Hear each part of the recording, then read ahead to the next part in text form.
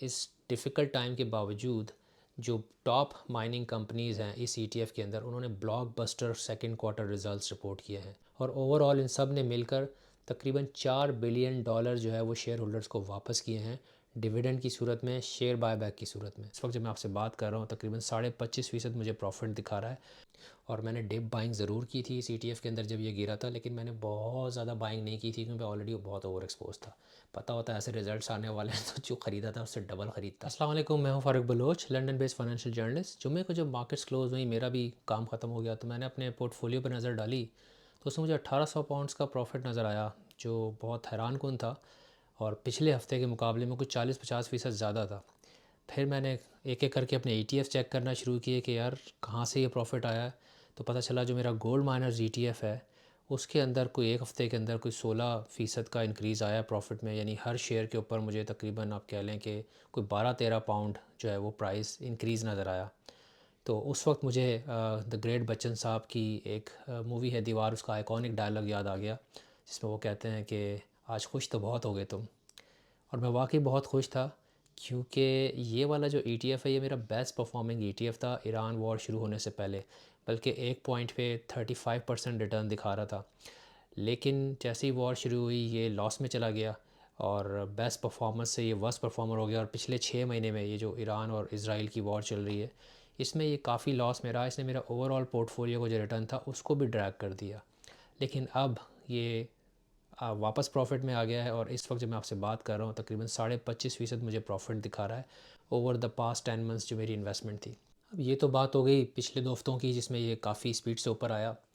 लेकिन अगर कोई मुझे पहली मर्तबा देख रहा है तो मैंने गोल्ड माइनर्स ETF जिसका टिकर है GDGB, उसके ऊपर एक तफसीली वीडियो बनाई थी जिसमें मैंने इस प्रोडक्ट को पूरी तरह समझाया, इसमें रिस्क्स क्या हैं और रिवॉर्ड का सिनेरियो क्या हो सकता है।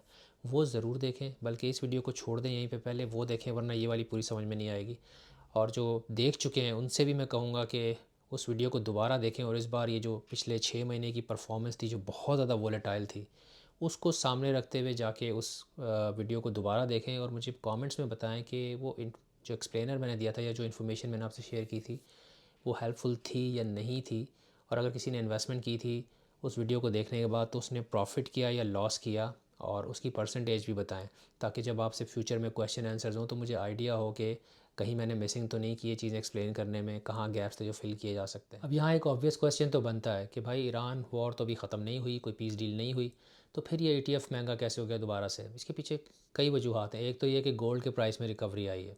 पिछले 2 हफ्ते की बात कर लें तो तकरीबन 8% गोल्ड के जो प्राइसेस है उसमें इंक्रीज़ आया है। फिर दूसरी तरफ सेंट्रल बैंक कॉन्स्टेंटली बाय कर रहे हैं दुनिया के, और ये एक अलग ही टॉपिक है कि सेंट्रल बैंक्स क्यों बाय कर रहे हैं, उस पर फिर कभी बात करेंगे। बट उसकी वजह से भी सपोर्ट मिल रही है गोल्ड के प्राइस को। पहले सेलिंग थी तो अब बाइंग हो रही है। फिर सेंटिमेंट भी रिवर्स हो गया है। पहले तवक्को की जा रही थी कि महंगाई होने की वजह से फेडरल रिज़र्व इंटरेस्ट रेट बढ़ाएगा तो गोल्ड अट्रैक्टिव नहीं रहेगा। अब ऐसा हुआ नहीं तो सेंटिमेंट रिवर्स हो गए। दोबारा से इंस्टीट्यूशनल इन्वेस्टर्स जो उनकी तरफ से डिमांड आ रही है गोल्ड बैक ETFs के लिए। लेकिन एक और फैक्टर भी है जो काफ़ी लोगों के लिए शायद सरप्राइजिंग हो, मेरे लिए तो था कम से कम, वो ये कि इस डिफ़िकल्ट टाइम के बावजूद जो टॉप माइनिंग कंपनीज़ हैं इस ETF के अंदर, उन्होंने blockbuster second quarter results report किए हैं। अगर 5 बड़ी कंपनीज़ की ही बात कर ली जाए जो कि इंडेक्स का तकरीबन या इस फंड का तकरीबन 40% के करीब है, तो उन्होंने अपने समझ लें कि रिकॉर्ड कैश फ्लोज रिपोर्ट किए हैं। उनमें से जो टॉप 3 हैं उन्होंने तो जो मार्केट एक्सपेक्टेशंस थी, जो मार्केट कंसेंसस था, उसको भी बीट किया है। और ओवरऑल इन सब ने मिलकर तकरीबन $4 बिलियन जो है वो शेयर होल्डर्स को वापस किए हैं, डिविडेंड की सूरत में, शेयर बायबैक की सूरत में। और जब बड़ी लिस्टेड कंपनीज़ इस बड़े पैमाने पे शेयर बायबैक करते हैं तो ये मार्केट को बहुत ज़्यादा स्ट्रॉन्ग सिग्नल भेजते हैं कि ये शेयर्स जो हैं वो ओवर सोल्ड हैं और कंपनीज़ की नज़र में जो वैल्यूएशंस हैं मार्केट उनको अंडर एस्टिमेट कर रही है। इन अदर वर्ड्स ये शेयर्स बहुत चीप ट्रेड कर रहे हैं, इनको ऊपर होना चाहिए। तो इससे सेंटिमेंट चेंज हो जाता है और फिर शेयर्स की प्राइस ऊपर जाना शुरू हो जाती है। मिसाल के तौर पर अगर हम बैरिक गोल्ड को ले लें जो कि तीसरी बड़ी कंपनी है ETF के अंदर, तो उसने लास्ट वीक रिजल्ट्स रिपोर्ट किए हैं सेकंड क्वार्टर के। वो एक हफ्ते के अंदर तकरीबन 18% उसका शेयर प्राइस ऊपर गया। अच्छा, यहाँ पर जो अहम बात है यानी सरप्राइजिंग एलिमेंट है वो ये है कि ये जो सेकंड क्वार्टर था ये अप्रैल मई जून क्वार्टर जो जंग के बिल्कुल मिडल में, बिल्कुल पीक में आया है। तो ऐसे मुश्किल टाइम पे अगर गोल्ड माइनर्स ने record breaking profit basically show किए हैं तो that basically tells you something. लेकिन इसका मतलब ये नहीं है कि आगे भी ऐसे ही होने वाला है। इसीलिए मैं कह रहा हूँ कि जो मैंने पहली वीडियो की थी गोल्ड माइनर्स के ऊपर, बहुत तफसील से मैंने उसमें एक्सप्लेन किया था कि इसमें रिस्क क्या हो सकते हैं, वो ज़रूर देखें। क्योंकि अगर आप प्रोडक्ट समझे बगैर इन्वेस्टमेंट करेंगे तो बहुत ज़्यादा लॉस हो सकता है। जैसे मैंने जब तक इस प्रोडक्ट को नहीं समझा था, मैंने इन्वेस्टमेंट नहीं की। मुझे किसी ने बताया गोल्ड माइनर्स ETF के बारे में, मैंने स्टडी किया और फिर मैंने इन्वेस्टमेंट की। अब यहाँ पे 61 कंपनीज़ हैं इस ETF के अंदर, सबको तो स्टडी नहीं कर सकते, लेकिन शायद उसकी ज़रूरत भी नहीं है। क्योंकि अगर टॉप 5 जो है वो 40% है इस फंड का, तो टॉप 10 को स्टडी करेंगे तो I think you will cover very much good ground. लेकिन टॉप 10 को स्टडी करना भी बहुत ही लेंथी एक्सरसाइज है, बहुत वक्त लगेगा। तो बेहतर ये है कि टॉप 3 में से किसी को देख लेते हैं। फॉर एग्जांपल बैरिक गोल्ड की बात की थी, उसी के अगर हम सेकंड क्वार्टर के रिजल्ट्स देख लें तो थोड़ा सा आइडिया ले सकते हैं कि क्या हुआ है इसमें, कैसे ग्रोथ आई है, आगे ये क्या बता रहे हैं कि क्या होने वाला है। और फिर उसी हिसाब से सेम लॉजिक के हिसाब से बाकियों को भी देखा जा सकता है, इंडिविजुअली स्टडी किया जा सकता है। तो चलें देखते हैं। पहले आप कंपनी की वेबसाइट पे जाएंगे, वहाँ पर आप जाएंगे तो बैरिक गोल्ड में आप सेकंड क्वार्टर के रिजल्ट्स ढूंढें, उसमें प्रेजेंटेशन होगी, फाइनेंशियल रिपोर्ट होगी, प्रेस रिलीज़ होगी। प्रेस रिलीज़ में चले जाते हैं, मेन काम की बातें उसमें लिखी हुई होती हैं। जब आप प्रेस रिलीज़ में जाते हैं तो शुरू में ही हाईलाइट्स में सारे मेन काम के नंबर्स दिए हुए हैं।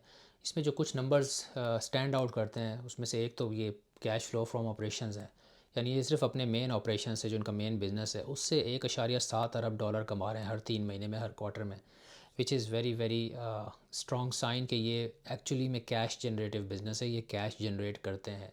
फिर एक और बड़ा नंबर जो कि बहुत स्टैंड आउट करता है, वो आप देखें, शेयर होल्डर का रिटर्न जो है पिछले साल में इसी क्वार्टर के मुकाबले में वो 242% ऊपर गया है।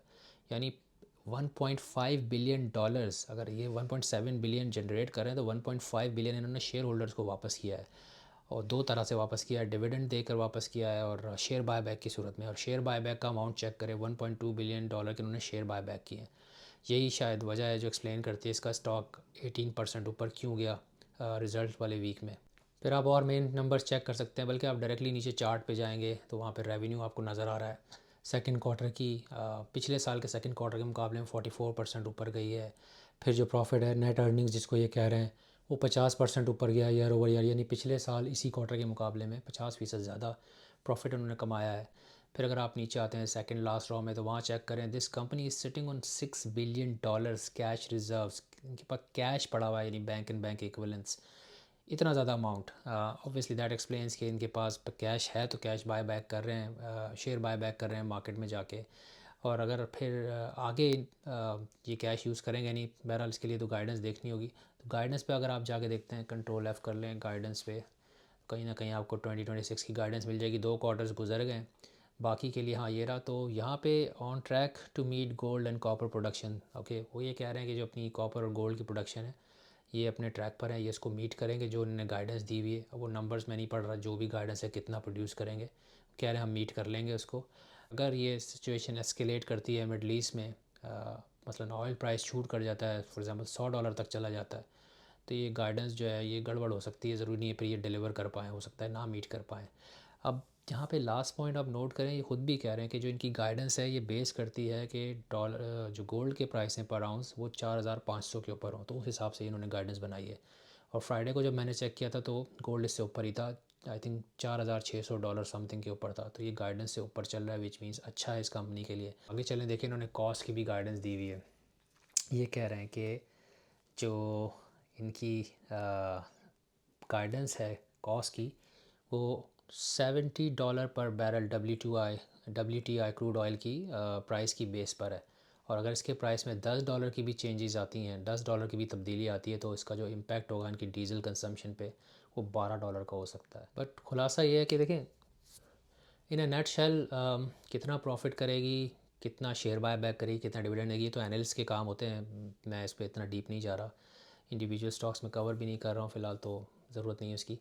लेकिन मोटी मोटी बात समझ में आती है कि जो उन्होंने गाइडेंस दी हुई है, अगर ये गाइडेंस को मीट करेंगे तो, या उसको एक्सीड करेंगे तो, कंपनी के पास कैश तो बहुत ज़्यादा रखा हुआ है, तो उस सूरत में यकीनन ये एक्सपेक्टेशन दुरुस्त होगी कि कंपनी शेयर बाय बैक मज़ीद करेगी, मज़ीद डिविडेंड देगी।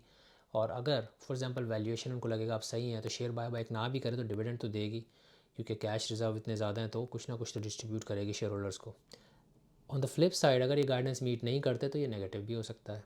और गाइडेंस मीट करना नहीं करना ये तो आप ख़बरों पे नज़र रखें, इन्होंने गोल्ड प्राइस की और ऑयल प्राइस की आपको बता दिया है कि क्या क्या इम्पेक्ट आ सकता है, इनकी गाइडेंस क्या है। तो अगर उसमें चेंजेस आती है तो आप उस हिसाब से ख़ुद भी अंदाज़ा लगा सकते हैं कि यार रिज़ल्ट पे क्या इम्पैक्ट आएगा।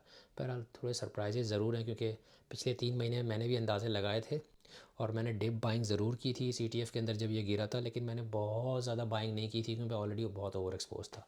पता होता है ऐसे रिजल्ट्स आने वाले हैं तो जो ख़रीदा था उससे डबल ख़रीदता। बहरहाल nobody can time the market, so ऐसा तो होता है, ज़्यादा लालच भी नहीं करना चाहिए।